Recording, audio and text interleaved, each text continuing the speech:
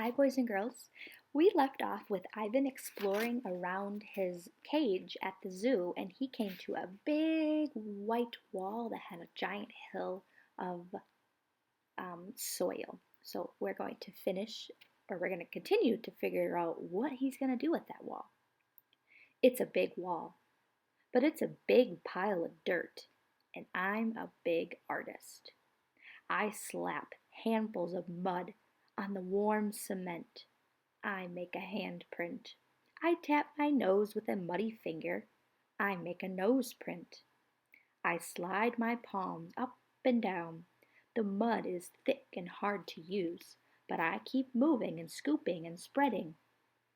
I don't know what I'm making, and I don't care. I make scoops and swoops and swirls and thick lines, figures and shapes and light and shadow. I'm an artist at work. When I am done, I step back to admire my work. But it's a large canvas, and I'd like to get a better view. I go to the thick-limbed tree and grab the lowest branch. I try to swing my legs. Oomph! I land hard. I'm too big to climb, I suppose. I try again anyway, and this time I pull myself onto the first limb, gasping for breath. One more limb, two, and I can't go any further. Perched halfway up on the tree, I see my troop still sleeping. I take in the wall, splattered and splashed with mud. Not much color, but lots of movement. I like it. It feels dreamy and wild, like something Julia might have made. From my seat in the tree, I can see beyond the wall. I see giraffes and hippos.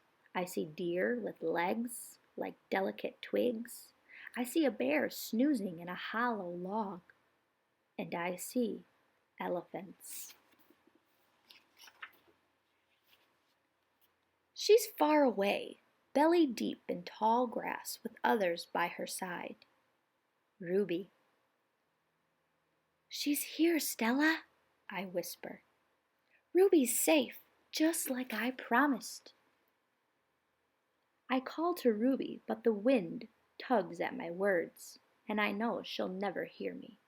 Still, Ruby pauses for a second, her ears spread wide like tiny sails. Then, with lumbering grace, she moves on through the grass. It's a cloudy evening, chill and drizzly. Dinner is on its way, but I don't care. At night we sleep in our den, but I'm always the last to head inside. I've been inside long enough.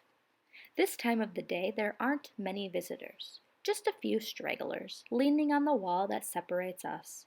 They point, they take a couple photos, then they head over to the nearby giraffes. One of the keepers keeps coming back. Reluctantly, I turn to go. Out of the corner of my eye, I see someone running. I pause. It's a girl with dark hair, carrying a backpack. A man follows behind, racing to catch up. Ivan! The girl yells. Ivan! It's Julia. I scramble to the edge of the wide moat that skirts the wall. Julia and George wave to me. I dash back and forth, hooting and grunting, doing all gorilla dance in happiness. Calm down, says a voice. You're behaving like a chimp. I freeze.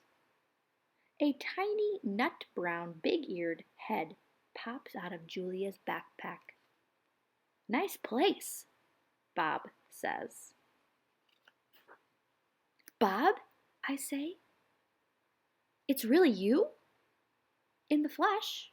How, where? I can't seem to find the words.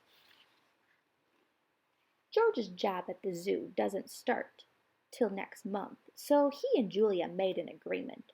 She's walking 3 extra dogs to cover my food, and get this, they're all poodles. You said you didn't want a home, I say. Yeah, Bob says, but Julia's mom likes my company, so I figure I'm doing everybody a favor. It's a win-win. Julia pushes Bob's head back inside her backpack. You're not supposed to be here, she reminds him. Ivan looks great, doesn't he, Jules? George asks. Stronger, happier even. Julia holds up a little photo, but it's too far away for me to see. It's Ruby, Ivan. She's with other elephants now because of you. I know, I want to tell her. I saw with my own eyes. We stare across the window that separates us. After a while, George pats Julia's arm. Time to go, Jules. Julia gives a wistful smile. Bye, Ivan. Say hello to your new family. She turns to George. Thank you, Dad. For what? For, she gestures towards me. For this. They turn to leave. The lamps that light the zoo pathways blink on, blanketing the world with yellow light. I can just make out Bob's little head sticking out of Julia's backpack. You are the one and only Ivan, he calls. I nod, then turn toward my family, my life, my home. Mighty Silverback, I whisper. All right, boys and girls, that is the end of the one and only Ivan. Wow, this story has taken us on such an adventure.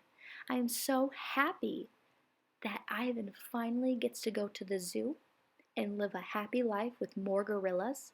He gets to be a silverback and be the leader of his group.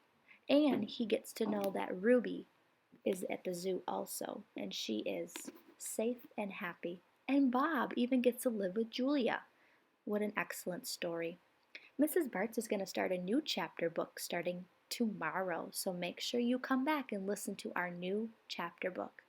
Please let me know if you liked the one and only Ivan story. Thanks for listening.